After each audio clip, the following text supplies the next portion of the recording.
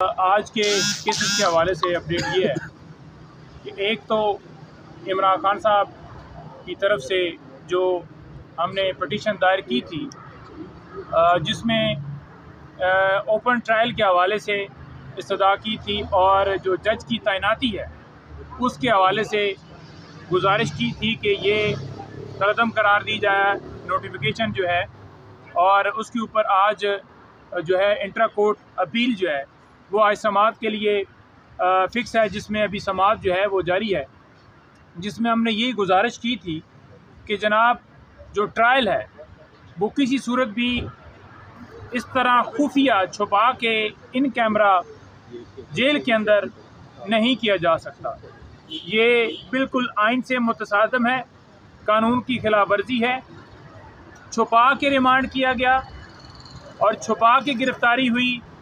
पूरी दुनिया जानती है। इमरान खान को किसी तरह से नहीं पता था कि मेरी गिरफ्तारी हो गई है या मेरा रिमांड हो गया। तो हमेशा रिमांड का तरीक़ाकार ये होता है कि मुतलका कोर्ट के अंदर उस एक्यूज़ को पेश करना होता है, लेकिन ऐसा प्रोसेस नहीं किया गया।